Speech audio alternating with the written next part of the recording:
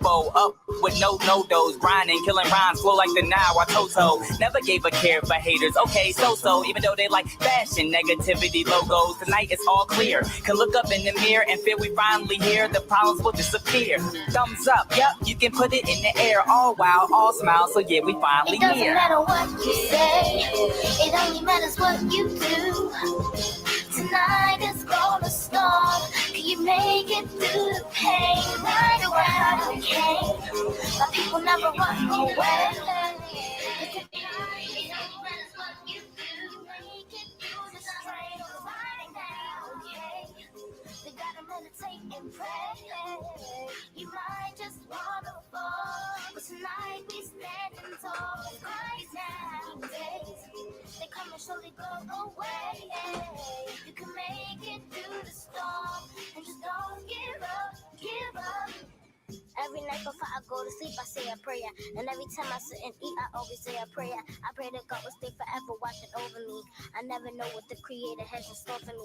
One day is good, then a rain, I say bring the trouble. Do as Stevie say and let the people know I love you. I care about you and I'm always really thinking of you. Because you never really know what life is gonna do. Rain, rain, go away. Please come back another day. I'm praying for a sunny day. The snow is cool, I love the rain. Yes, we can, my people, we can show you win. Hold your card to the sky and be born again. Tell the world that you're proud to be an African. I ain't never giving up, cause I never quit. It doesn't matter what you say, it only matters what you do. Tonight is gonna start. Can you make it? Was that one of your old joints? That's my daughter's.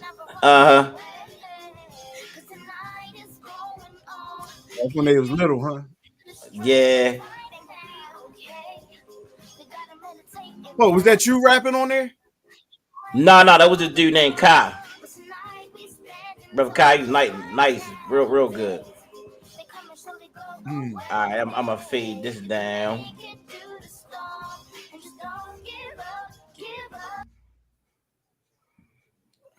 All right.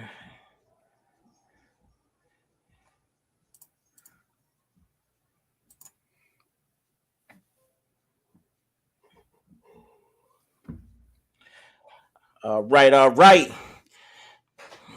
Peace to the family. Already.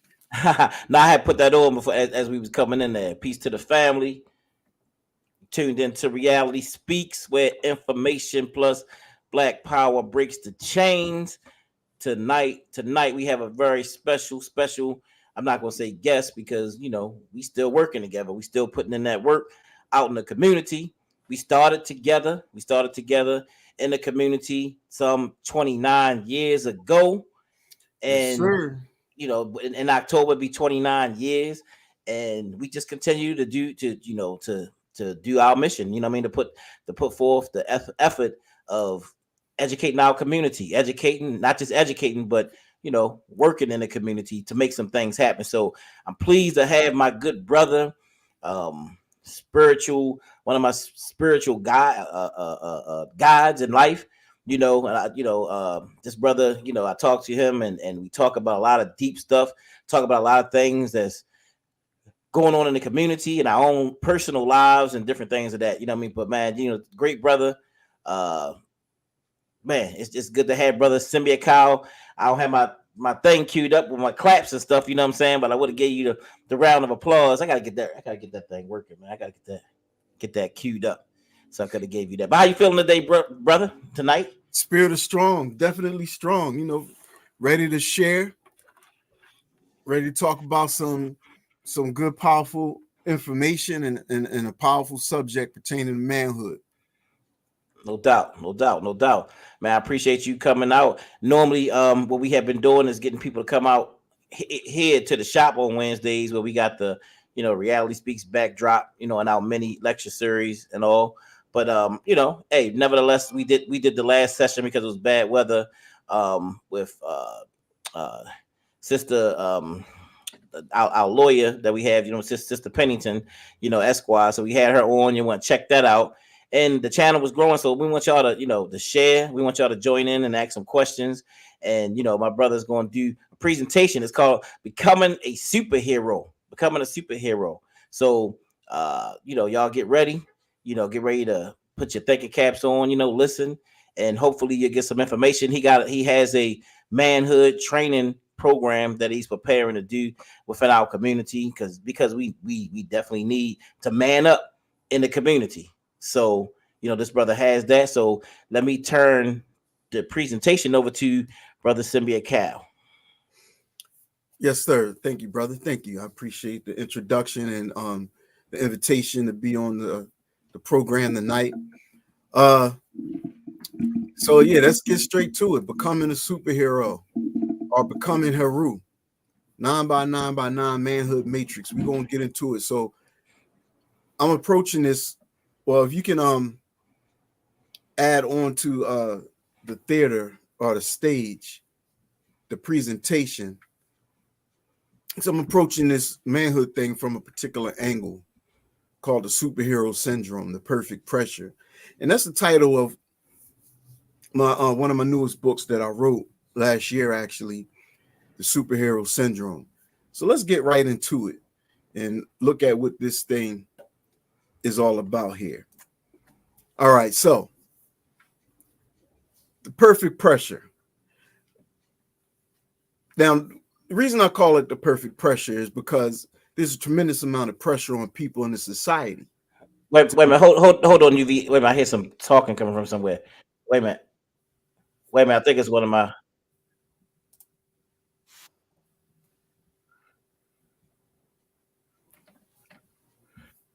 Wait a minute.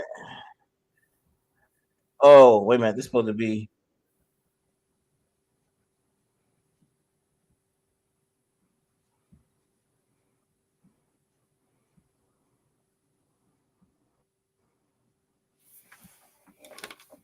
Okay. That was coming from a edit, something else.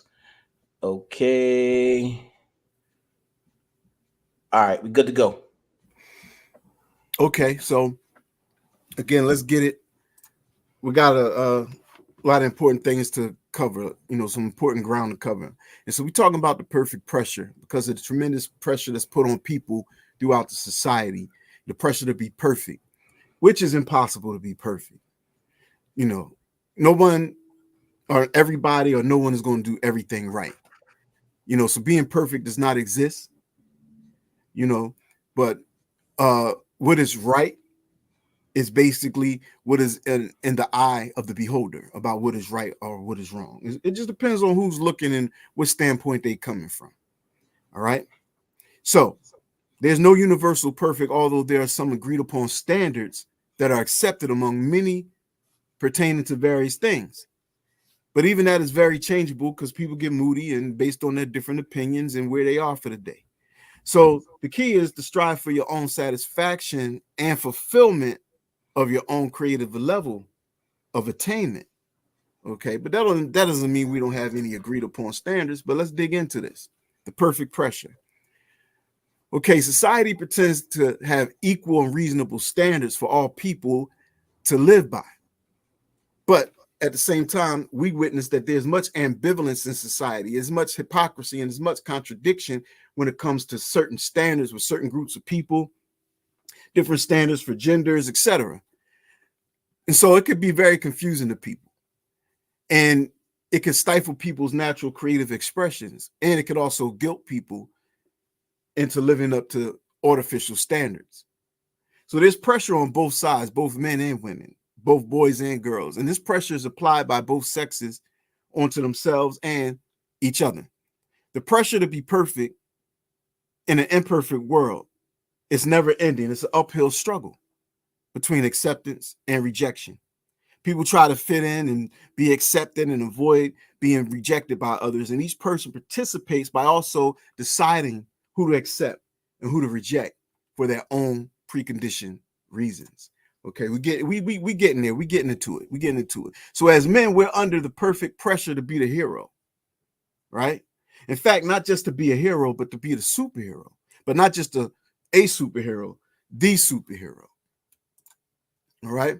So we move under the assumption that if in a crisis, if we don't do what society deems to be heroic, then we run the risk of being seen as a coward or a loser. And so the that could be a source of anxiety, and in many cases, a source of unhealthy competition.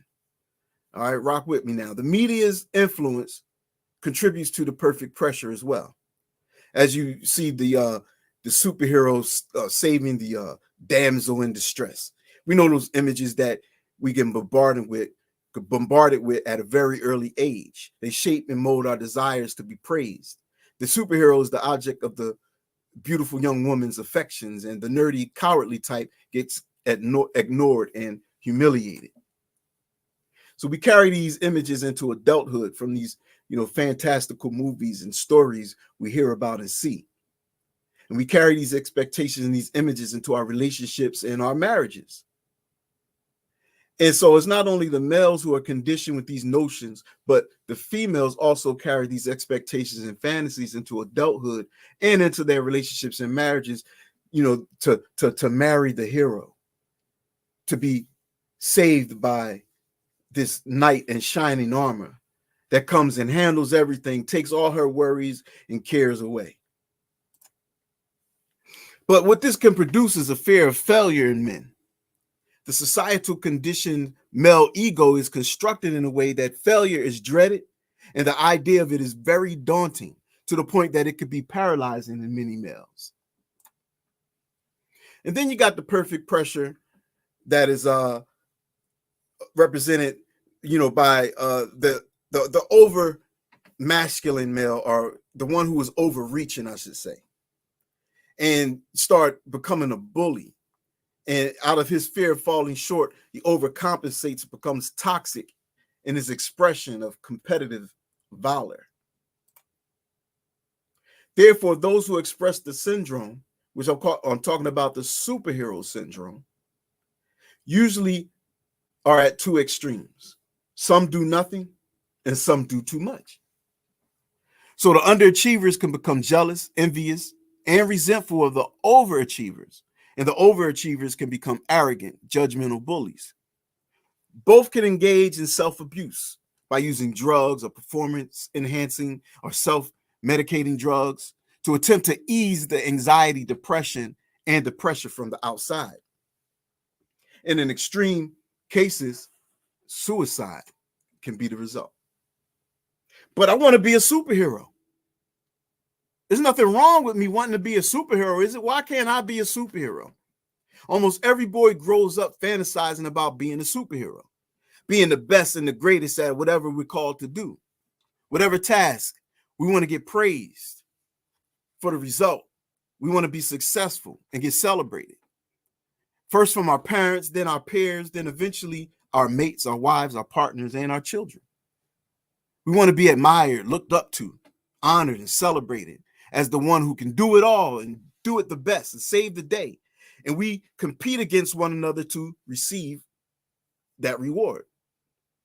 We all desire it, although many learn to deny it and pretend it is not there. But we often, we live it vicariously through the athletes and the entertainers that we watch on television. That's why these superhero movies and the sports are so popular in society.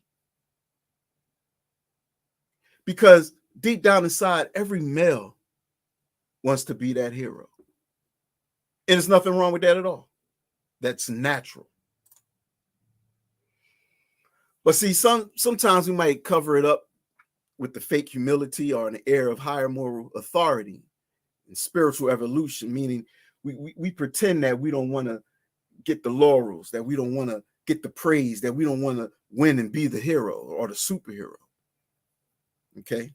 But in some way or another, our ego seeks out a way to feel like it's better than other males or even the best.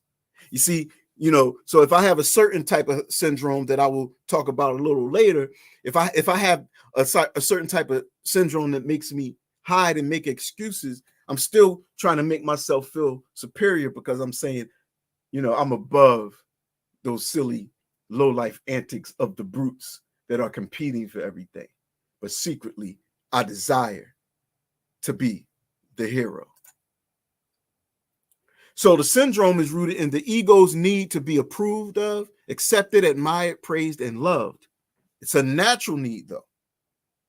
But the society helps to corrupt it into an exaggerated desire to be ego-stroked to the point of self-delusion and exaggerated self-importance. Okay, just think about society. Think about your own experience. Think about things that you observe going on in the media.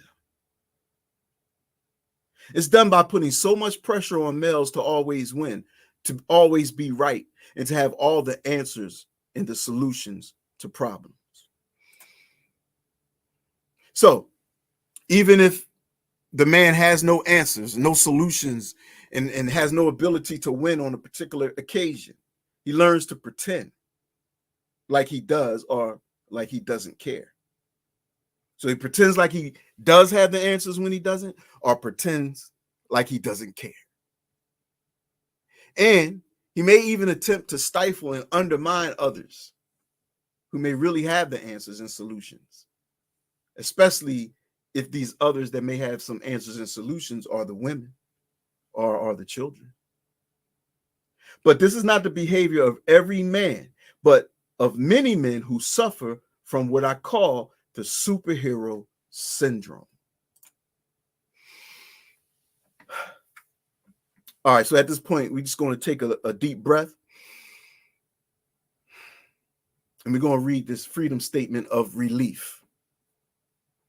I don't have to be right all the time. And just repeat this to yourself. I don't have to be right all the time.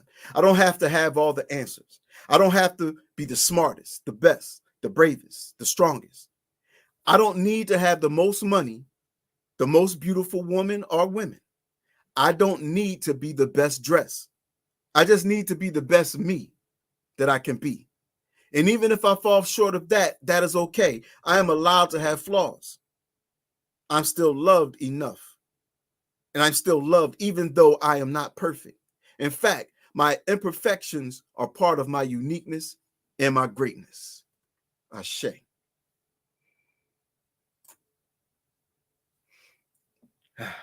So we had to take a deep breath because we're about to get into something a little bit controversial. So here we go. Oh, man, I'm about to step in some water right now. The male ego-based God concept. Let me just say that I am not trying to bring this up for the purpose of debating religion. You believe what you want to believe. But as a very conscientious person, I have the right to examine and observing what I feel leads to the superhero syndrome. And a big part, what contributes to that, is the male ego-based God concept. Let's look at it. The male ego-based God concept. Okay. So the mainstream predominant God concept is male-centered with much ego-sounding ideas, whether found in the holy books like the Bible, Quran, or Torah, or not.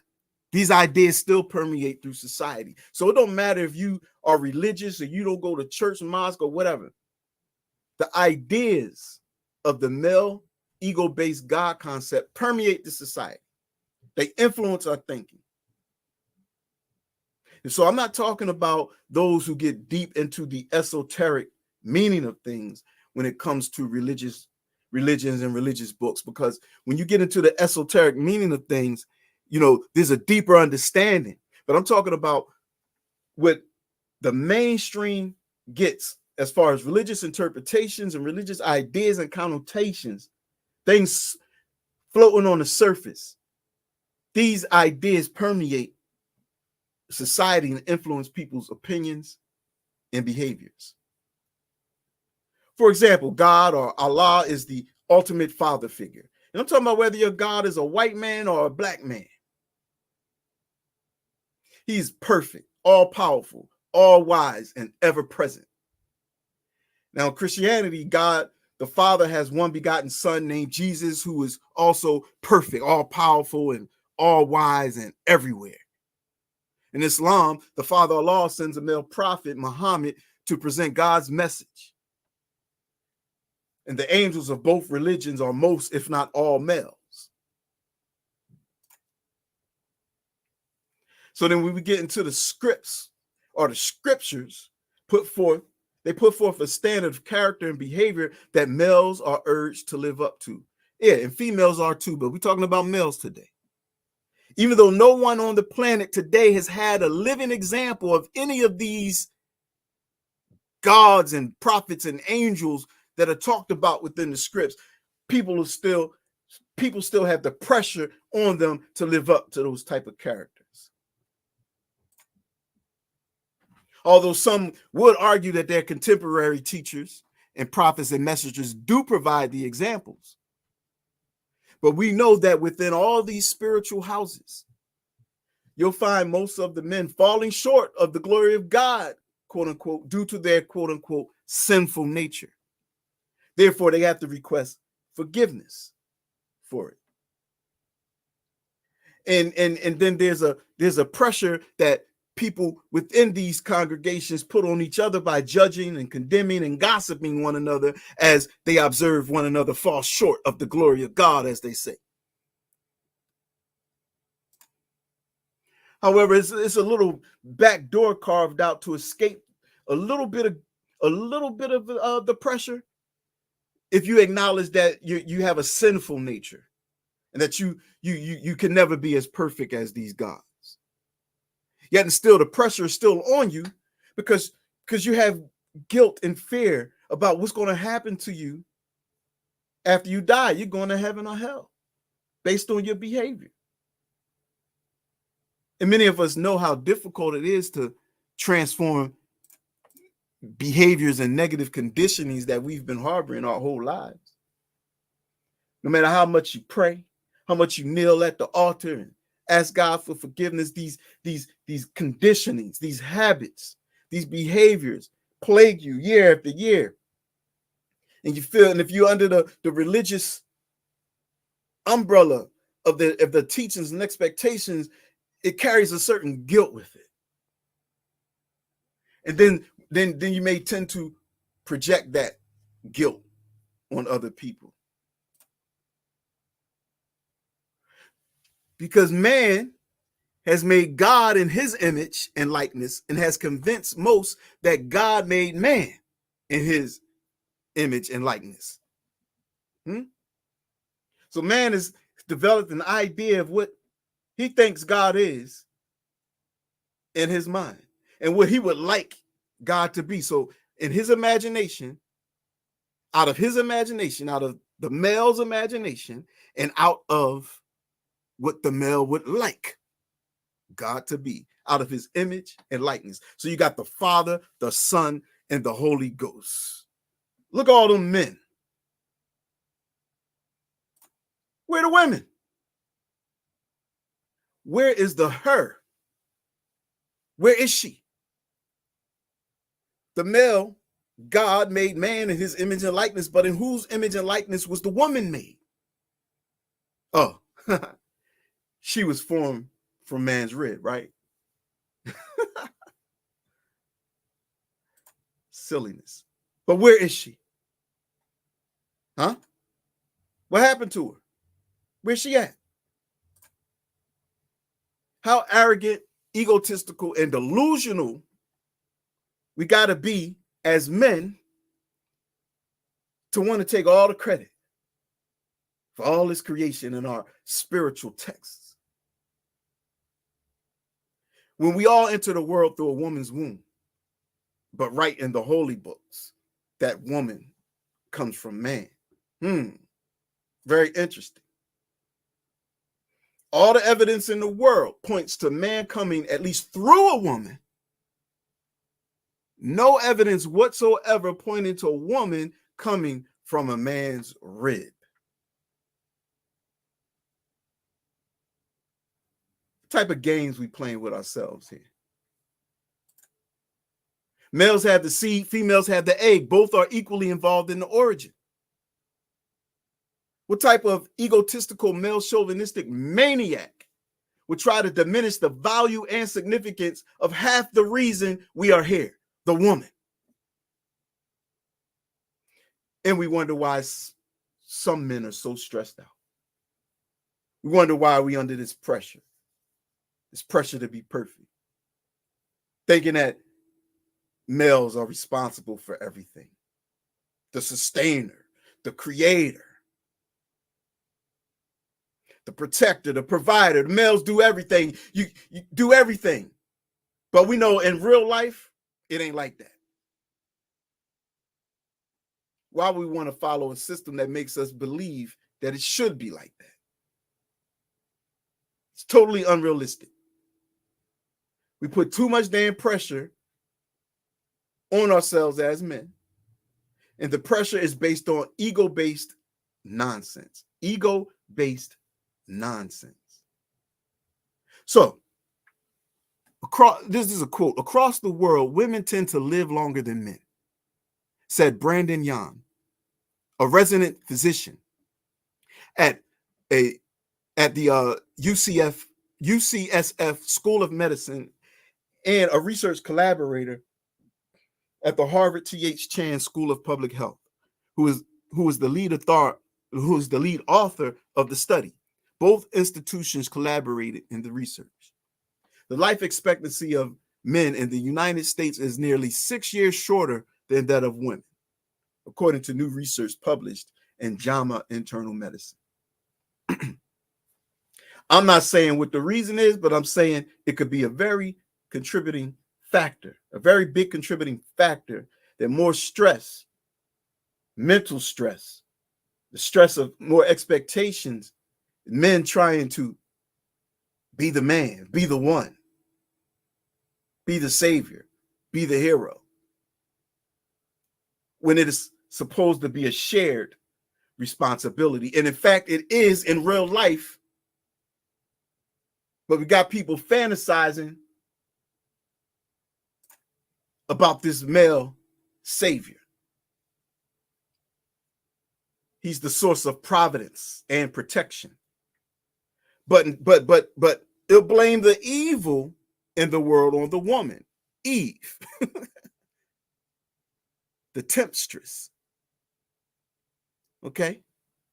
But like I said, I'm not trying to debate religion, but it's looking at what could be the psychological effect on the subconscious minds of the people when we're taking in these things as truth. So the male-centered religion puts pressure on the males to be the go-between earth and heaven. You know, look at the Pope. You got to go through him to get to God.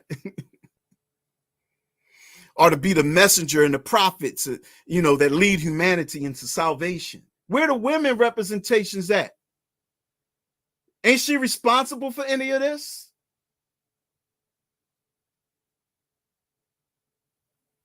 God is fantasizing as men about being the savior, which is the same as the superhero. It's the same shit.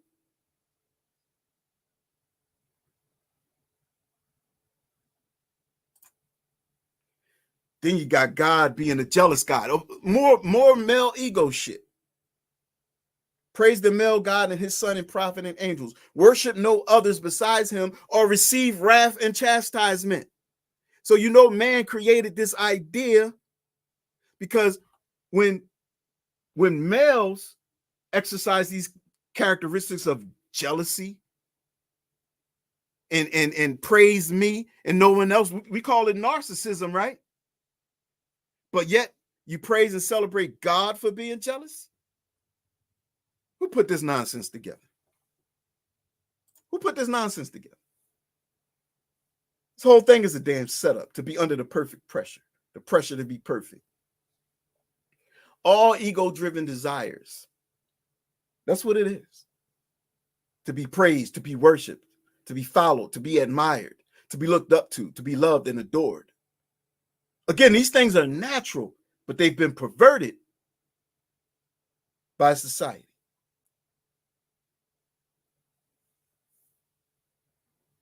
And you hear people say, you know, especially women, the male ego is so fragile. Well, everybody's ego is fragile, really. It don't matter gender, but you know, we talking about the male ego right now, and it's so fragile because it's based in delusion, in the need to get validated and praised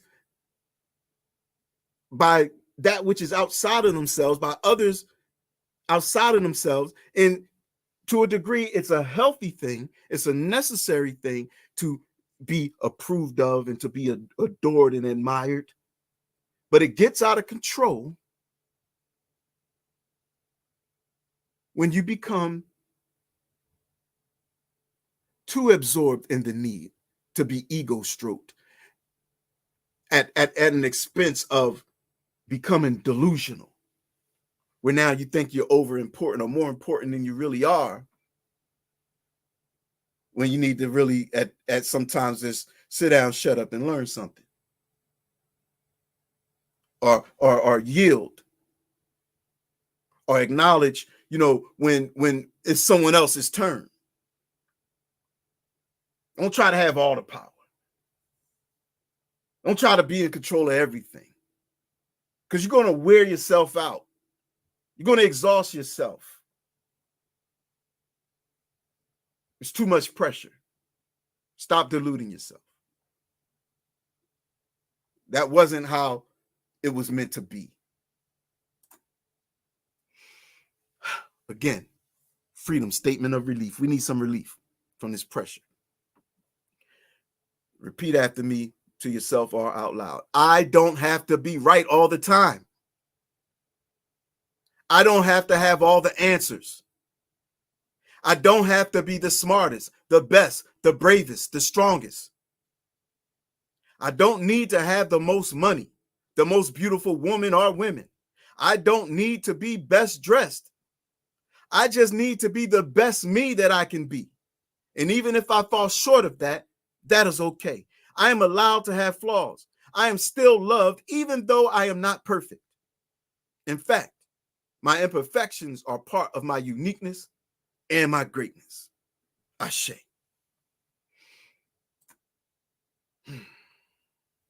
So we're going to go a little further into this. Realism versus fantasy.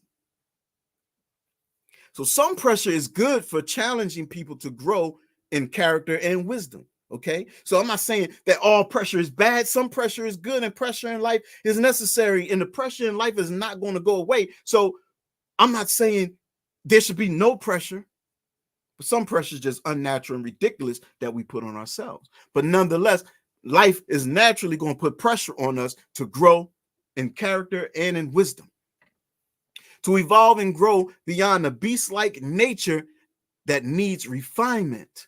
Okay? So life is going to put pressure on us to evolve beyond the beast-like nature, beyond our animal nature, and use higher reason, higher understanding, compassion, love, abstract thinking, to see beyond what's right in front of our faces and look a little further and be more circumspective. We can't do that if we're controlled by the inner beast. We got to tame that animal.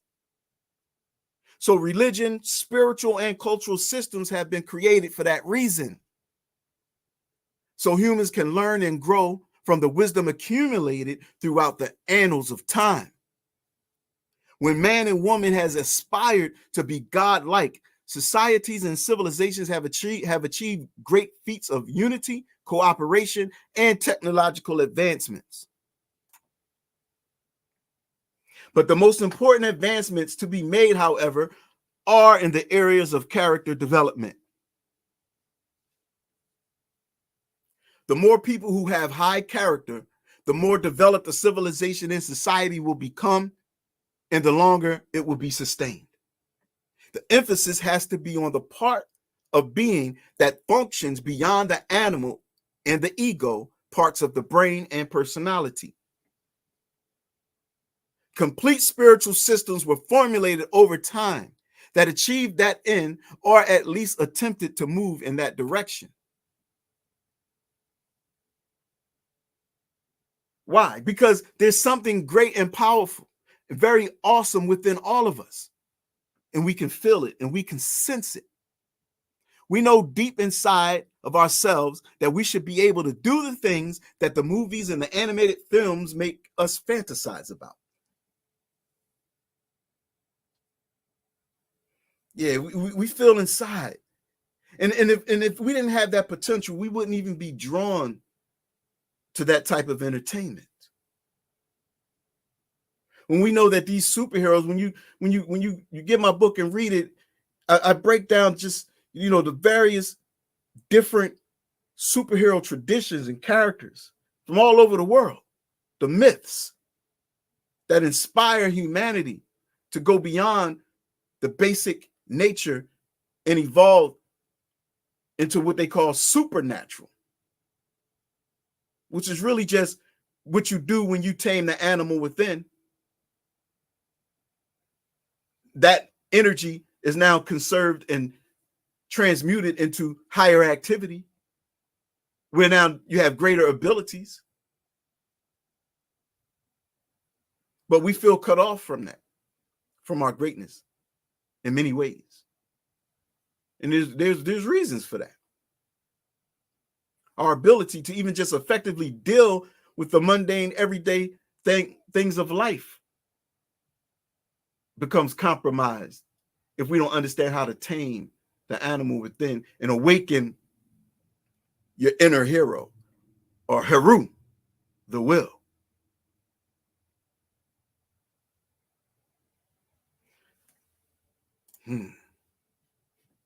One of the reasons for that is because life in today's society has cut us off from the holistic self-cultivation systems that would wake up certain aspects of our being that could express these powers and abilities of the superhero, turning most of these possibilities into improbabilities due to lack of training and access to the knowledge, time, and resources required for such attainments. This creates unnatural pressure that fosters spiritual, psychological imbalances within individuals.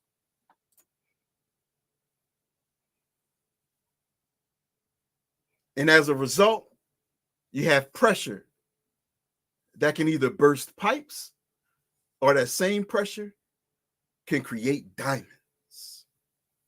Carbon is an element that, when subjected to pressure conditions and extreme temperatures, becomes a diamond.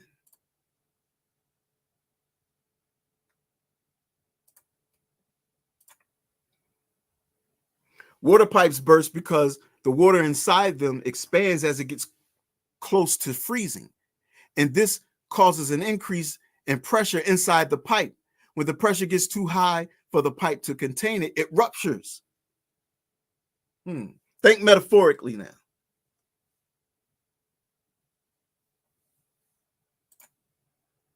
These are analogies here. When surrounded by unnatural conditions, see, too much pressure can also crush you, not just make you burst, but also crush you when surrounded by unnatural conditions. The deeper you go into the ocean of life, the more pressure pressing in on you could crush you. Well, literally, the deeper you go into the ocean, you could get crushed. This image here is the image of the submarine that got crushed right over a year ago, not too long ago, the Titan. Either that's the image of it or an image depicting it. And when you're unprepared and not built for the pressure of life or the ocean, metaphorically, your structural integrity becomes weak. Structural integrity is your character. The ocean is life. So here's some unnatural conditions and stress contributors that can crush you or make you burst. The constant rat race to pay bills. Constant worry about finances. Untimely, tragic deaths of loved ones.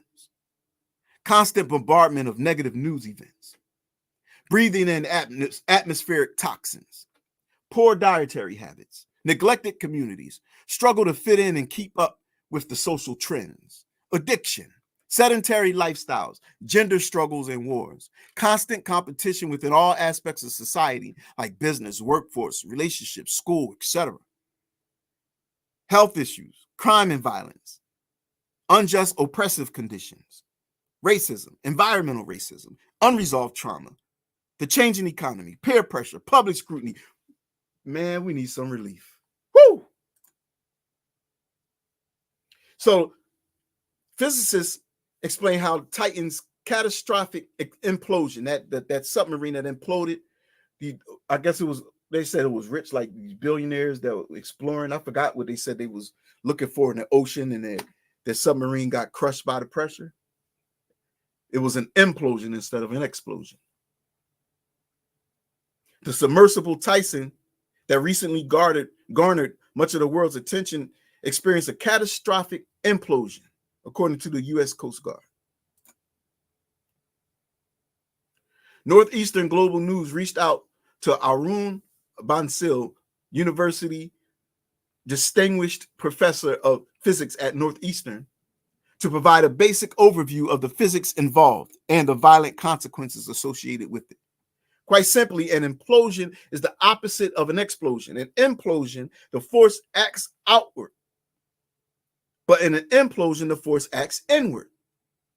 When a submersible is deep in the ocean, it experiences the force on its surface due to water pressure. When this force becomes larger than the force hull can withstand, the vessel implodes violently. Think metaphorically. You are the submersible. The force hull of the submersible is your character. See, the force hull is the container of the vessel that is built with a certain structural strength to withstand pressure coming in on it from the outside, from the water. So your force hull is your character that has to be built a certain way so that the pressure of life won't crush you. Your character is your structural integrity. The ocean or water pressure is your daily life experience and challenges. Implosions, like explosions, are very violent. Okay, so you think an explosion, someone committing violence to someone else. An implosion, someone committing violence on themselves. And it can be various ways. It don't just mean hanging yourself, shooting yourself. It could be drugs, it could be eating, it could be a slow suicide from pressure, because you didn't pivot and process the pressure properly. Pivot to process the pressure properly. Pivot to process the pressure properly. You pivot from one mind state into another, one emotional state into another. That's how you pivot. But sometimes you need assistance pivoting through training. Every male from age 0 to the grave need to be a part of a brotherhood that undergoes training in some form of fashion to keep developing character and to keep healing and restoring and re-energizing and refueling and teaching and elevating one's manhood. All your life, not just some measly rites of passage that you go through for a year. No, life is full of rites of passage. In fact, life itself is a passage. You're born and then you pass through life until you're out of here. So your whole life is a rites of passage. Then you got certain nodal points where you want to put extra emphasis on to make sure you get the lessons. But these things need to be organized by a community that is working in unity and in cooperation with itself. Because the whole breaks apart under the huge external pressure and large amounts of energy is released.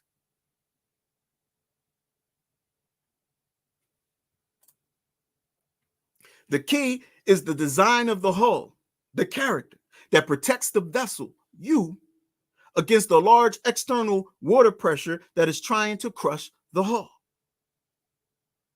Much of the existing technology is based on steel, titanium, and aluminum. The performance of these materials under extreme pressure or extreme stress is well understood.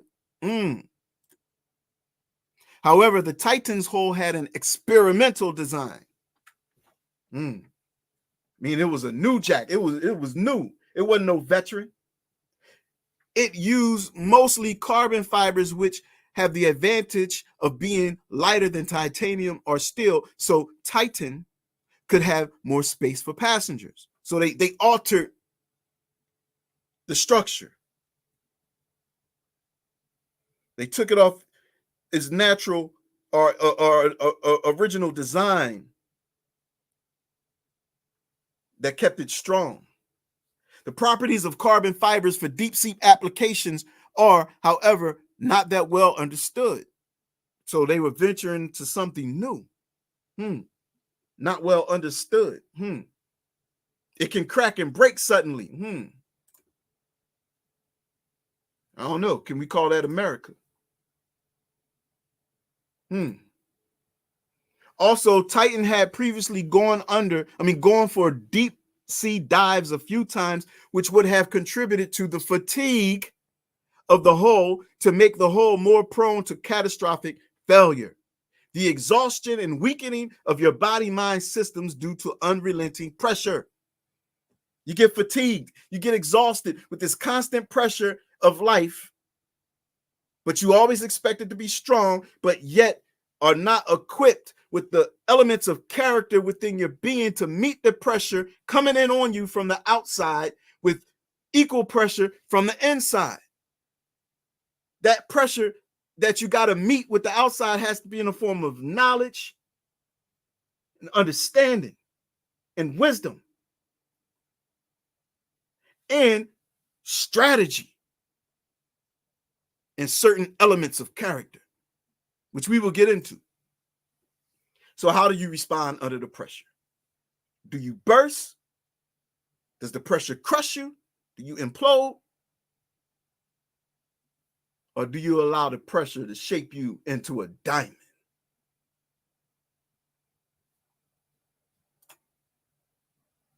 So there's three main characters of the superhero syndrome that we're going to focus on.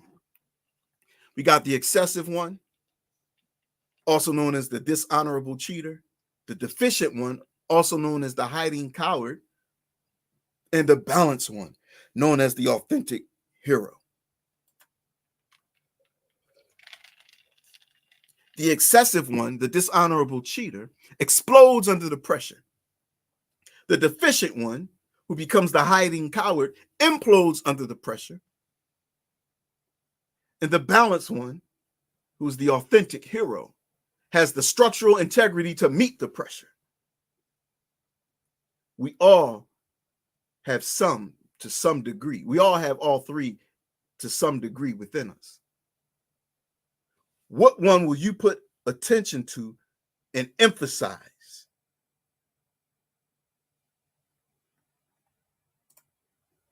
So let's look at real quick for the let's look at the excessive one. The excessive one is hell-bent on competition. He lives to compete and is totally self-driven, but not really, because his drive truly is motivated by what he feels people will say about him. So he's focused on the outside and not as much on his inside. Okay? Because he's fueled by other people's opinions.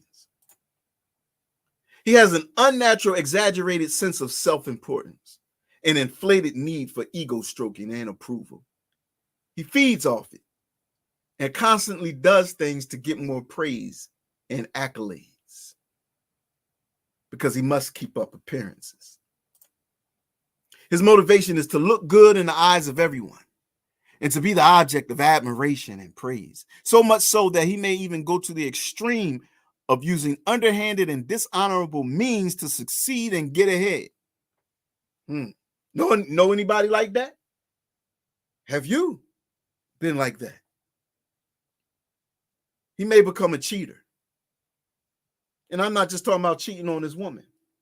I'm talking about cheating in life, cheating others, stealing, lying, cutting corners, sneaking around, hiding, just being authentic. Being inauthentic. He's doing too much. And he may suffer from addiction, from performance-enhancing drugs or steroids, alcohol, porn, other drugs, etc. But then on the opposite extreme is the deficient one, the hiding coward. But he lies to himself too. See, this guy tells himself that he doesn't care about competition. Competition is for the unevolved, he says. He tries to convince himself that he doesn't care about winning, but says he could if he tried. But he just don't feel like trying. That's the excuse guy. See, he's not doing or being enough. Okay? Full of excuses. For the deficient one, the thought of losing and coming under the scrutiny and criticism of others is too daunting. He's afraid of that. So he withdraws from exposure and hides behind self-righteous excuses. He's a coward because he tries to hide from himself. The truth is he secretly desires to be the hero too, but he cleverly hides this secret from himself and is in a state of denial. He just doesn't have the courage to show his vulnerabilities and imperfections that he fears would be on display if he showed up. He engages in some form of escapism from the anxiety that may arise from the pressure of performing and or the fear of exposure. He may use drugs to numb the pain. He may suffer from depression and self-medicate to deal. Have you seen anyone like that? Have you been like that? You don't got to tell me. You don't got to be honest with me. But do yourself a favor and be honest with yourself. The balanced one. This is the authentic hero. Okay? See, this guy here, he stands between the excessive and the deficient. He's not preoccupied with competing or winning. Oh, no, he loves to win, but is not emotionally crushed if he does not come out on top. Giving his very best is his main priority because he leaves it all on the field. He don't want to have no regrets because he wants to know every day he did his best and he showed up. He doesn't pretend to not care about the gain and achieving the victory. He would love to be the best, but is just as proud of himself if he does his best. He loves the idea of being a hero, but is very practical about his own humanity and imperfections. He stands in his imperfections and embraces them, fully aware of his vulnerabilities and is unashamed. These are the strongest men around. The imperfect ones who embrace their imperfections but keep showing up. That's the true hero. Not the one fronting, not the one hiding, the one showing up. He is truly the hero because despite his flaws, he keeps showing up authentically and unapologetically himself. He embraces his growth opportunities and stays alert in his teachable moments. He is powerful enough to be humble. Powerful enough that he can be humble. And he's vulnerable enough to be brave when necessary. Because being brave don't mean you always gonna win. But you showing up, you being vulnerable because you're exposing your heart. And you're putting your heart out there because you care. You give a shit. And you care enough to be brave. Knowing that you can lose. But you don't lose as long as you give it your best. He doesn't feel like he's above reproach. He does not withdraw from scrutiny.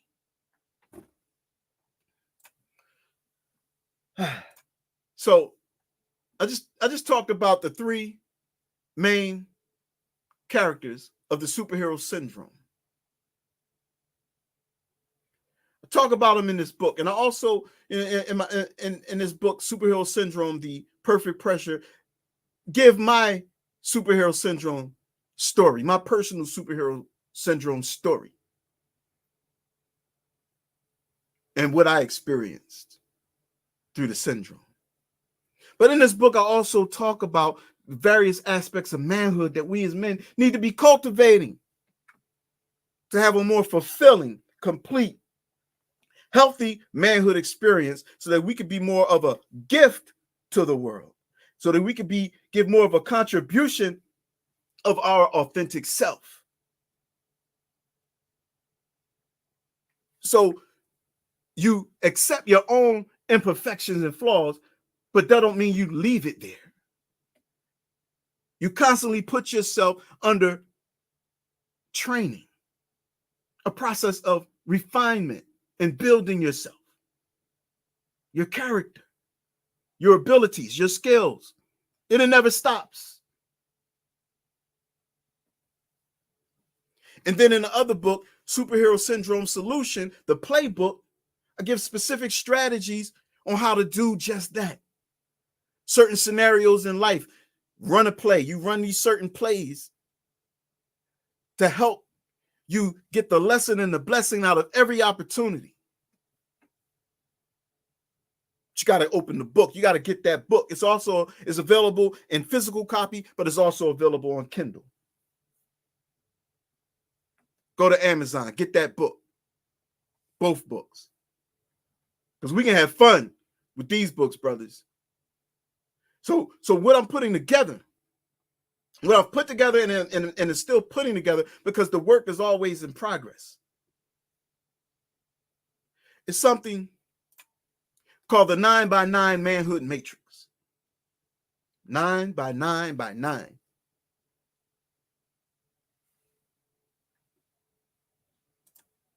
And I want the brothers to go through this with me. I want to take the brothers through this and us to journey through this together. Because the vision and the mission is to get every black male from age 0 to 0, meaning before birth and after life, 0, those two ciphers right there, infinity. And in between the 0 and the 0, when you have life experience, the path, the course, this is a course, meaning a pathway, not just a course that you sit and you study and you reading, but a course that you walk. It's a path. I want us to go through this together. The vision, the mission is to get every male from 0 to 0 in between. A part of a brotherhood, and I'm not saying my brotherhood, I'm not saying all males have to be a part of the same brotherhood. You can have your own brotherhood of your own unique characteristics, but we all will be training and cultivating ourselves as men, and we will all be unified. Every circle will be unified around a common manhood code of ethics, honor, and behavior. That's how we unify, around a code. Your individual brotherhood can take its own unique style, but we got to bridge the gap with the code that we agree to adhere to and enforce, from 0 to 0, from birth to life continuously. Because it ain't death. So we can say from birth to continuation. So the first 9 is the 9 positions of manhood, with the self in the center. The self is you. Then you got the healer, the monk, the builder, the communicator, the warrior soldier, the hunter, leader, student. 9 positions. Now I want to shout out my good brother and mentor, Master Yao Morris. He wrote a book called Awakening the Master Masculine. And he gave his 4 masculine archetypes, some of which I have included here. And then my good brother, Carl Stevens, Rakim Sekou, him and his wife put out a system in their gender harmonics. And Rakim has his 4 masculine archetypes, some of which are here. But then, the ones that I added is the student, the self, the builder, and the communicator. Although the communicator also is similar to Rakim's negotiator, but mine expands a little further. But I also added my own self-style to all of these. And in the training, brothers, you see the 8-pointed star. Those in martial arts understand the dance of the 8 directions. These are also angles that you defend from and that you attack to. You launch your attacks in these angles and you evade with these angles. Everything is on the 8-pointed star in some way or another. You're moving along the lines and the angles. But you're always coming back to center, meaning you stay centered within yourself. Always. So when you're being a healer, you're maintaining your self-identity of who you really are, not your limited personality. Because being a healer is a personality within itself. Then you got the monk, the builder, the communicator, the warrior, soldier, hunter, leader, student. We're going to deal with each and every one of these positions one at a time to cultivate each of these positions so that we can have a complete manhood experience and then pass that on to future generations.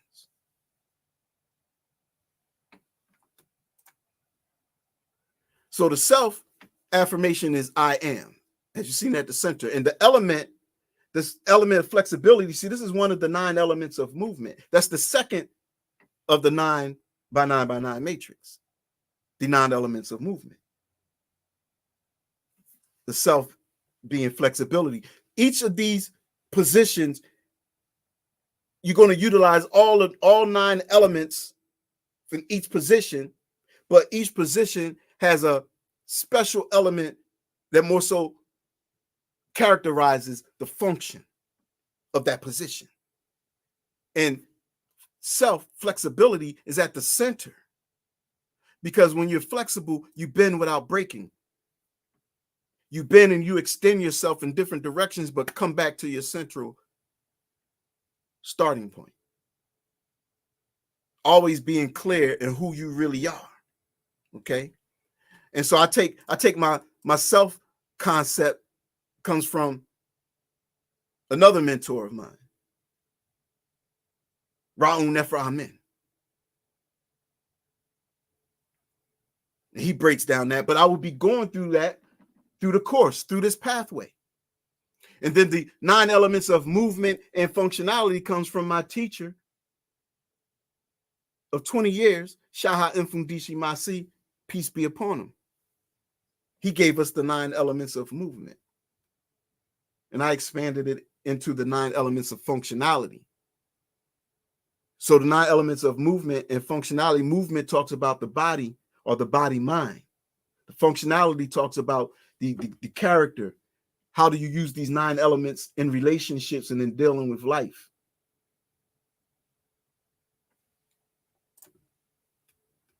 The monk deals with form and structure, the element of form and structure. And here's the monk's affirmation. I am clear about who I am and why I'm here. I seek counsel from the inner realms and absorb the wisdom that always guides me correctly. I humble myself to receive counsel from those who have more experience and wisdom than me in particular areas of concern. I use precise discernment as I travel along my life's path of fulfillment. I am monk. And it's a whole set of processes, procedures, and strategies dealing with this position. You have to have this position in place as a man, and especially if you are a man with a family. But we will get into that as you walk this course with me. The student. The student's element is rhythm, consistency. I seek knowledge from the cradle to the grave. I love to learn. I am a student of life and all of the subjects that pertain to me and my optimal existence. I study and learn the best ways to be more effective at my 9 positions of manhood. I am learning. The warrior. The warrior's element is endurance, of course. I am authentic, honest, and open. I hope. I show up authentically. I am honest and open with myself and others. I hold myself accountable to who and what I'm responsible for. I live beyond doubt and fear and face life's challenges with a pure heart and pure intentions. I am warrior. The hunter, whose element is speed. I pursue my goals like a predator in pursuit of prey. I study, observe, and learn my prey's nature, tendencies, habits, strengths, and vulnerabilities. I am always victorious as I pursue, strategize, and set traps, which means to attract my prey. I respect and appreciate my prey for the gifts that it offers upon its capture. I am hunter. Woo! Now, we ain't advocating no type of savage hunting, immoral hunting, but hunting is an essential aspect of manhood, that energy, that focus, the characteristics. Now, no judgment if you out there, you literally hunting animals. I'm not saying I'm judging that at all. But what I'm saying is we are applying the hunter's energy to achieving your goals. So we're going to get into all of these positions. And we're not just going to talk about them. We're going to have certain experiences that help to cultivate and draw these abilities out. The communicator, agility. You got to be agile as a communicator. Why? Because you got different styles of communication, different ways, different people communicate is going to be coming at you. You got to be able to respond appropriately. You got to be agile. You can't be rigid. Okay. Communication deals with tonality. It deals with body language, deals with proper word choice. It deals with timing and rhythm. I speak with clarity and precision from a healthy heart space. I listen with the intent to truly understand. I have game, GAME, meaning I am great at moving energy. I am great at managing emotions. I am great at manipulating elementals, and I am great at mastering environments to co-create win-win results through the art and science of communications. I am communicator. Whoo, baby. Oh man, this is fun. The work of manhood, the art and science of manhood is supposed to be fun. You're supposed to be enjoying being a man. Not overburdened with stress that you don't know how to deal with. That just means you're not dealing with the enough knowledge, proper knowledge and support. And you're not being creative enough as a man. If you're overwhelmed. Because this journey as a man is supposed to be fun. The healer's element is balance, of course, wholeness. I am a restorer of optimal health, balance, and wholeness within my being. Inner peace, love, and happiness fuel my creative spirit, and my creative spirit enhances my inner peace, love, and happiness. I extend this well-being to those around me who are ready and willing to receive it. I am healer. Woo! The builder, thrivalist, whose element is coordination. I build, I create, I make progress. My life, my knowledge, and my skills are always improving. I am builder. So we got to, as men, we got to learn how to build and become proficient at the technologies and the art of building. Different trades. Because there's certain life lessons and certain things that bring out a certain aspect of manhood when you deal with building, constructing something. It ain't even got to be a huge thing. But work with your hands, because working with your hands is working with the mind and body simultaneously. The highest act of creation on this realm, mind-body coordination. That makes you very high. That elevates you. That raises your vibration. But building is not just building physical things. Building means to add on, meaning you're making progress in life. So then you build and construct your life plan, and you monitor the progress by making certain adjustments and measurements towards your goals. I am builder. And then the ninth, the leader, whose element is strength. I hold myself accountable to and responsible for my goals and dreams.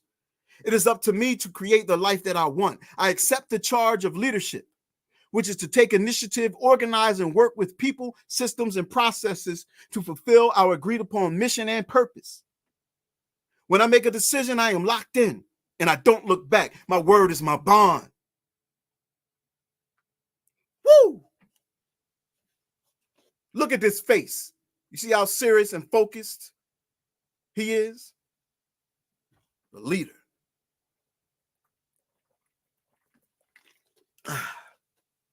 So, like I said, each of these 9 positions will deal with each of the 9 elements of movement, with one particular one being emphasized for each. Okay? So they're balance, which is stability of mind and body, strength, integrity of mind and body, flexibility, versatility of mind and body, speed, clarity of mind and body, agility, gracefulness of mind and body, endurance, sustainability of mind and body, coordination, harmony of mind and body, rhythm, consistency of mind and body, and form and structure. The way your life is formed out of these other, and from the use of these other 8 elements. The way your mind, body, and life becomes formed and structured out of those 9 positions in all the elements.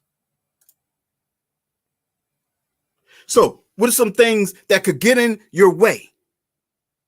That gets in our way pertaining to making this progress and pertaining to building your manhood and being part of a strong brotherhood that will edify you as a man. Making comparisons, that can get in the way. It's natural to compare ourselves. Hold on. It is natural to compare ourselves to others to a certain extent, but not in the sense of seeing yourself deficient in comparison to another person in whatever area. It's natural and cultivational, and sometimes inspirational, to observe and celebrate the variety of individual expressions. That's beautiful. However, when people get into comparing in the sense of better or worse, it could do harm to one's psyche if one harbors a feeling of deficiency in comparison to another. He looks better than me. Why do you say that? Is it his body shape, his facial features, his clothing, his height? What looks better to you in your eyes? And does he really look better? Or should you readjust your vision so you can get a better look at yourself? If you think or feel that someone looks better than you or more appealing, then you may be looking too closely at them and not close enough at yourself. Look at the strongest aspects of yourself, your appearance, your personality.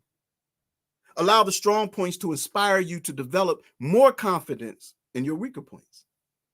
And get to work on your weaker points with an attitude of self-appreciation and not self-deprecation. Iron sharpens iron. Become joined on to a group of men that helps to encourage you to do just that. Bang yourself into shape in a loving way. Another thing that gets in the way is procrastination. But procrastination comes about from perfectionism, thinking that you got to be perfect. Again, that's that perfect pressure, the pressure to be perfect. Thinking that, everything got to be in place. Everything has to look a certain way, or you have to just be perfect in order to start. Because you're judging and condemning yourself and fearful of being judged and condemned by others. So procrastination becomes one of our biggest enemies. It kills time, it kills opportunities, it kills motivation, it kills drive, it kills spirit, it kills courage, it kills enthusiasm, it kills ideas. Procrastination is born out of resistance, meaning you resisting your own greatness and you're resisting your experience. You're resisting the now. You're resisting the present.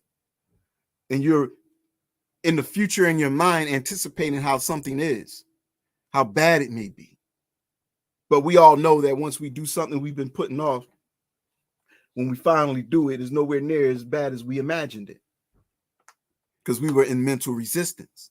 Outer resistance versus inner resistance. Outer physical resistance makes your body stronger, like when you're lifting weights. But when you have inner mental resistance, it makes your mind weaker. Meaning, if you're resisting something that you don't want to do, it means you're paying attention to that. And whatever you put your attention to grows. Okay?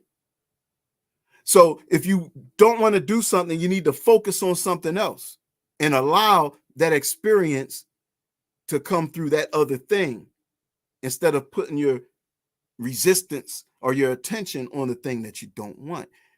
It'll just cause more procrastination. False, insincere declarations lead to procrastination. Overcommitting verbally. You can have an intention within yourself, but when you overcommit to something verbally, but you're not really sincere about it, it could lead to procrastination because you put too much pressure on yourself. And one thing to think about is tomorrow will come. And how will you feel tomorrow if you put that thing off today? And in the Matrix, the Oracle, she said, Neo, he's the one. But what is he waiting for? His next life? And in closing, winding down now, understanding and acceptance. The lack of understanding and acceptance can get in your way. Being clear about where you are currently, where your level of activation is very important. Your current abilities, your behavior patterns, your habits, your talents, your tendencies, your thinking patterns, your emotional content, your instinctual responses, your physical limitations, etc., equals your current level of activation. Understand and accept where you are and where your current level of activation is. Know where you want to be in your activation levels and what you want to be, do, and have. And learn, know, and understand and accept what you have to do in order to become activated at the levels that you want. And in order to become activated, all you have to do is keep showing up. You don't have to be perfect, and nothing has to be perfect. Just do your best. Give your best offering. What you offer the world is needed by someone, and maybe even many. In your fatherhood, you don't have to be perfect. Constantly strive for improvement, but be present. That's the most valuable contribution. Forgive yourself. But this being present thing, and I'm not saying just be there like a lump on a log. Be present emotionally, mentally, consciously, energetically. Be there. Forgive yourself, because that can get in your way if you don't forgive yourself of any, past mistakes or things that you were judging yourself for not doing or doing. Just forgive yourself, because to forgive means to give up the past for a more powerful present and future. Forgive. Don't allow guilt to govern you. And remember, as a man, your worth is more than money. Your worth is more than money. I don't care if nobody tells you that, you must know that. Your worth is more than money. And if you know that and truly feel that, people will respond. But if you think that your value is measured against how much money you have, people are going to respond to you like that. So don't lead with your money, because then it's going to be an expectation all the time. And then you're going to get resentful about that. Lead with your heart and be unapologetic about that. Husbandry. Kingship, same thing. You don't have to be perfect. Constantly strive for improvement. Be present. That's the most valuable contribution. Forgive yourself. And don't allow guilt to govern. And don't let her guilt you. Don't allow it. That's poison to your spirit. Reject that. But take responsibility and accountability for what is yours, for your actions, for your dids and your didn'ts. Don't lie to yourself. And remember, you are worth more than money. You have to remember that. And you have to carry it like that.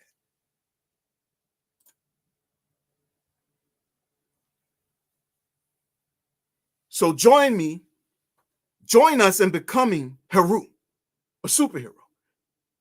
And let us venture down the pathway, the course of 9x9x9 manhood matrix.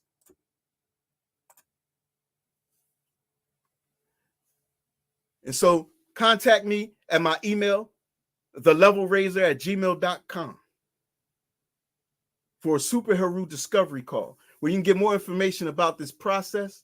And then, I can gauge and see, maybe, we can walk this path one-on-one, or I want to see if we can get enough brothers to do this in a group. It's ideal to do it as a group. So thank you for listening.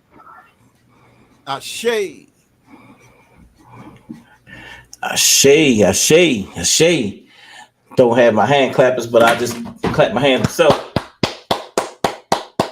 Yes, sir. No doubt. Yes, great sir. Great bill presentation. I know some people have some questions. If y'all do have some questions, I know we ain't gonna stay here long because I know it's getting late in the hour right now. But if somebody pop up and they do have something that they want to ask right quick, we will take a few questions if you want to ask a few. This ain't the last time. Like I said, we're gonna continue to build.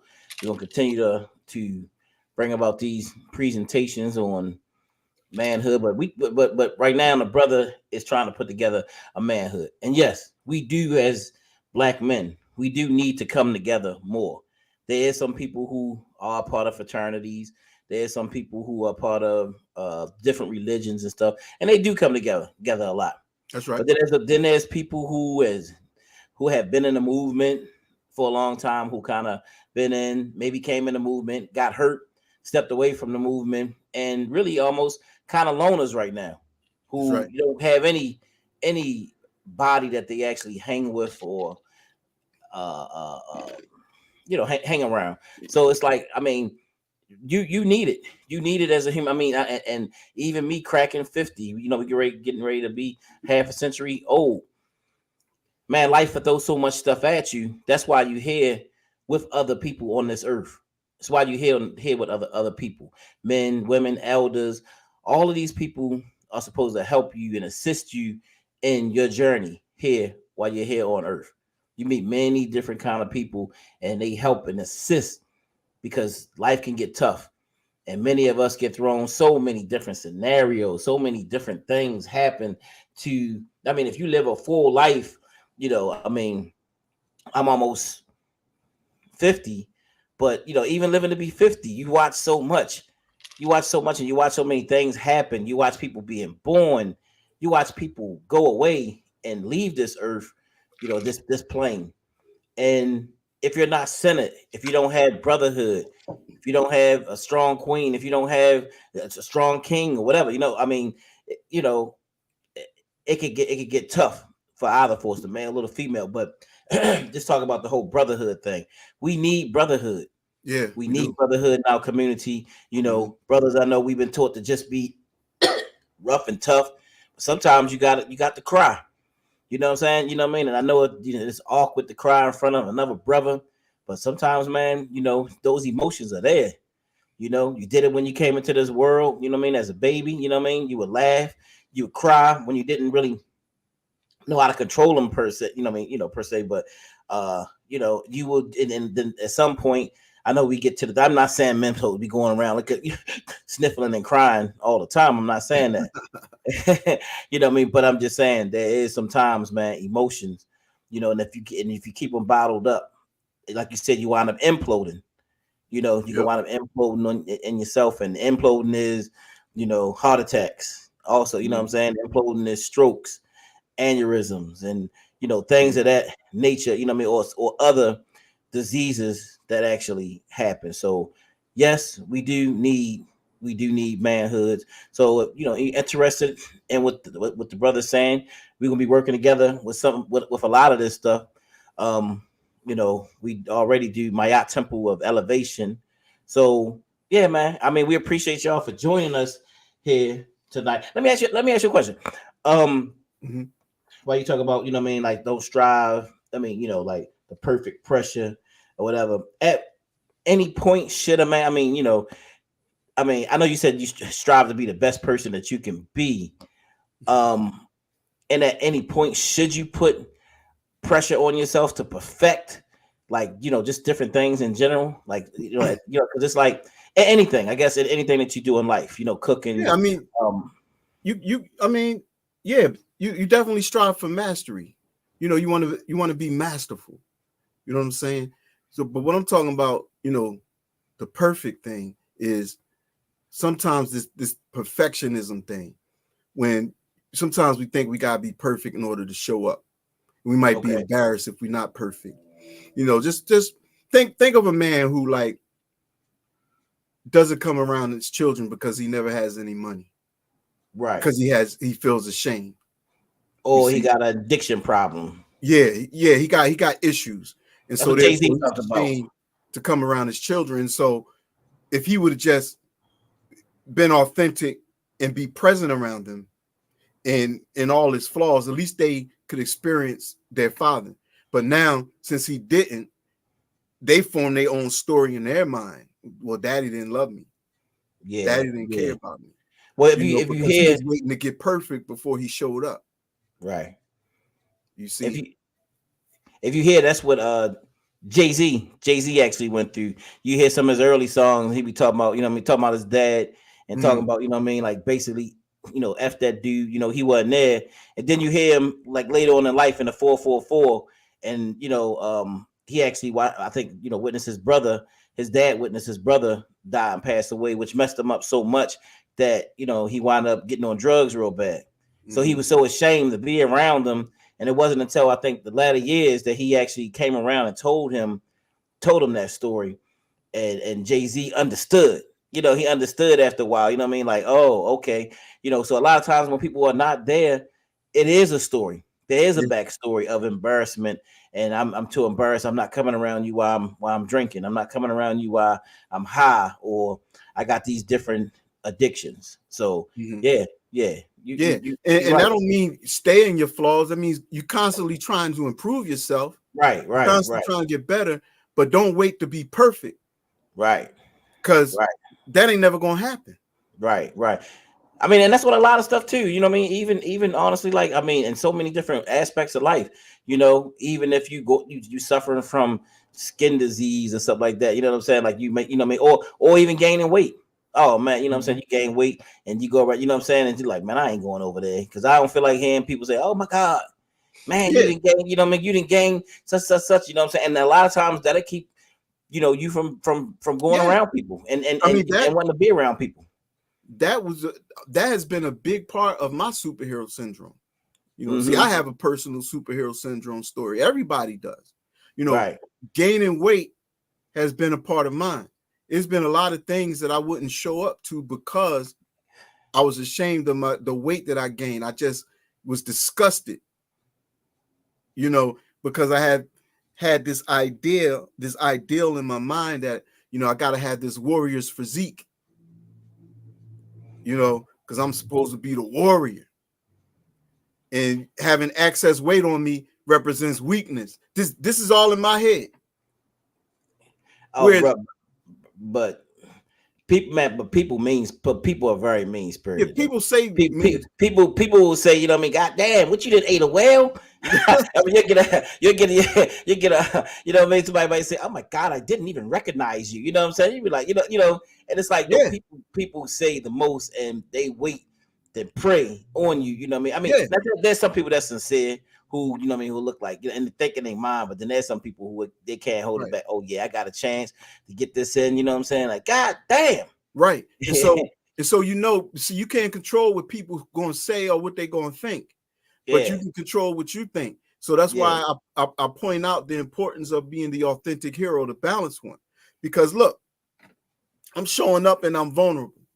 I'm authentic. Oh yeah, you know, I gained some weight. Yeah, you know, having some struggles with with stepping away from the table. Yeah, you're right. You're right.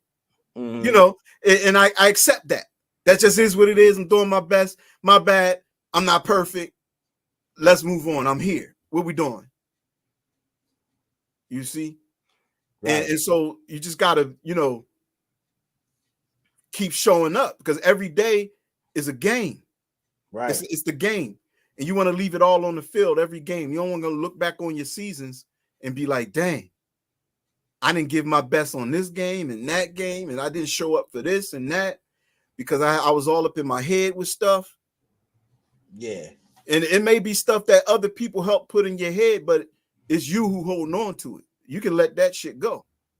yeah, But part of going through the cultivation process of the 9x9x9 matrix will help you develop and master yourself to a point where you can be proud of as a man to be constantly working on, but yet and still show up in your imperfections. Like I'm working on it. I'm working on it. So how did the process work with the 9x9? I mean, what are you doing? Do you have sign up? You got somewhere to sign up at, or like how does this work? Yeah. Well, I gave out my email address, and they can also sign up at sacredopportunities.com. I think it's a landing page on there. If it's not up yet, we definitely gonna have it up within the next couple of days or so. But yeah, you can sign up on that, and basically I'm gonna start off with a discovery call for each individual to see where they at with their understanding of this 9x9 matrix, and further explain the process and what we're going through and what we're going to go through. You know, the thing is, it's going to be a walk in brotherhood. You know, I don't like to call myself a coach because I think that phrase and that idea is worn down, it's worn out, and it's not. But there's nothing wrong with it. But this is more like a brotherhood walk that I want to walk with. We can walk together as men. I'm not perfect. I'm not claiming to be perfect. I don't have all the answers, but this is a calling that the Most High Creator and ancestors put in my heart, you know, for my soul to do. And so I'm gonna walk with brothers, and we're gonna walk together, and we're gonna have a adventurous, fun manhood journey. And that's what it's about, man. We got to stop as men, especially black men, looking at manhood as being some type of miserable burden because of the, you know, challenge we have with women, with children, with money, with health and all that. Nah, man, we got to transform this thing to an enjoyable thing. We got to celebrate and appreciate manhood and being men, and we got to do that together. And that's what we're going to do. We're going to do that together. And I mean, it's a lot in store that I have for brothers that I want us to, you know, do together. So I'm really looking forward to interacting with some brothers on this. No doubt, no doubt. We appreciate it. And family, if you want to support, you can cash app. Hold on. Look, no, I can relate. No, Curtis, brother Curtis. Put his comment up there. No, I'm sorry. I went away from the comments. Wait a minute. Because my aunt said something similar to me. Look, Curtis said my aunt told me because I gained so much weight, I lost all my handsomeness. People can be so mean. And look, my aunt told me, because I ain't seen her in a long time. This was years ago though. I had gained this when I was at my biggest.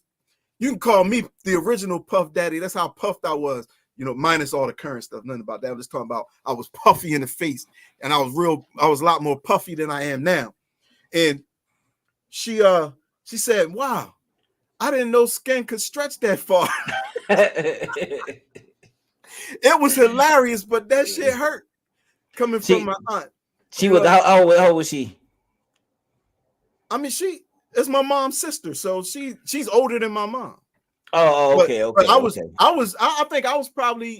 think I gained a lot of weight probably in my mid 30s. You know, that's when I was probably my heaviest. Something like that. Mid 30s, between 35 and 40. Yeah. And you know, and it's just crazy, man. Because I mean, like you said, people will say stuff, man. They say just crazy stuff to you. You be like, damn, what the person just said that to me? But you know, I used to say crazy stuff to people too. Right. Before I gained weight. And I've been humbled through this process. Oh, and my dad did too. My dad used to always be, you know what I'm saying, the weight gain police. You know what I mean? Always saying like, damn, man, you know what I mean? And then, you know, before he passed away, he had gained a little weight. And people started saying it. I remember he came in the house. I was at his house and he said, man, he saw one of his old girlfriends. I seen her at the store. She was talking about she didn't know who I was. He said, but yeah, I guess I'm getting it back. You know, he did. I look back on one of my pictures when I was my heaviest. I was really looking other than myself. I was like, whoa. Yeah. I didn't realize it was that bad.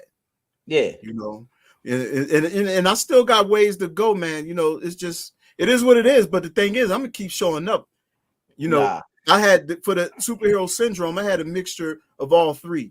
You know, the dishonorable cheater as far as the excessive one, the hiding coward as far as the deficient one, and the balanced one, the authentic hero. It depends on what aspect of life we're talking about. Yeah. So it's been times where I hid. You know, it's been times where I cheated. But there's been times when I just was authentic and I was the hero. You know, I embrace all aspects of them, you know, all aspects of that and take myself through this process of constant refinement. Definite. And you can never give up. You know what I'm saying? Never give up, always stay at it. Because like you said, you know, even though you may, you know, gain weight or whatever, you know what I mean? Some people think you're just comfortable in that, like, yeah, let me gain me a bunch of weight. You know what I'm saying? It don't happen like that, man. You know what I'm saying? And half of the time you do that, you be disgusted. That's just like people who use drugs. You know what I mean? And people get off calling them crackhead. Look at that crackhead. You know what I'm saying? Like, why do they want to? You know what I'm saying? Can you imagine the self-esteem of somebody who smokes crack? Getting up in the morning, you know how you wake up in the morning, like, man, today I'm getting on this diet. I'm staying on, you know what I mean? I'm doing this, I'm doing that. You know, somebody who may smoke crack, wake up and say the same, you know what I mean? You know what? I gotta stop this, man. I don't know what I'm sleeping in a warehouse, man. Getting up, I'm begging people for money. I ain't got no teeth in my mouth. Can you imagine, you know what I'm saying? Them having grandchildren and children not wanting to go around them because, like, yo, I got to get my stuff straight. And then they go up and they say, you know what? The day is the day. And then by you know, a couple hours later, they get that fiending thing, and then they go back out and they smoke. Can you imagine them being disgusted about life? I mean, and this is people on all levels. You know what I'm saying? Some people do alcohol, some people with different drugs and different things in the community, and it's like, you know. So this is all stuff that we got to deal with. But nobody is happy about their imperfections. Nobody's happy about, you know, yeah, boy, you know what I mean? I smoke crack. That's what I do for a living. I love it. you know, and nobody's happy about that, man. Nobody's happy about looking in the mirror and seeing, you know what I mean, seeing, you know, certain things in the mirror, man. It can really break you down, you know, but when you deal with, you know, many different things lead people there, you know, but that's why we got to have these strong manhood training and manhood groups that we have that actually come together. So definitely, brother, appreciate your presentation for the night, and we'll continue to go, you know what I mean, put all the links that we need to put up so that people can be able to get this book and to be able to contact you. And let's just continue to move forward. If anybody don't have any other questions, we're going to get up out of here. You got anything that you want to say in closing, brother? Nah, man, I enjoy my time. You know, thank you for giving me the opportunity to share. You know, hopefully, you know, not hopefully, but we're gonna keep pushing, and you know, we're gonna join on and build our brotherhood, man. No doubt. Let me just put that up on the screen. We do have Lloyd Strayhorn. I don't even know how clear y'all can see that, coming to town on this Saturday. This Saturday coming up, from 1 to 4 down at TNAT in Baltimore, y'all want more information, y'all can give me a call, 410-303-4120. I can get you the links. If you want that live stream, you can't come to Baltimore, give us a holler. We be there tomorrow night. Actually, me and Sister Kendra, we're gonna actually do an interview with Brother Lloyd Strayhorn, and we're gonna actually do an interview with him. One last push to get people to come and join us. We're gonna be in the building tomorrow night, like 8:30 tomorrow night. So y'all can come join us. But thanks for coming out. We end off with the Harambe's. We ain't gonna do it 7 times, but Harambe's. Let us all pull together. Let's all pull together, and we will see y'all tomorrow. Peace.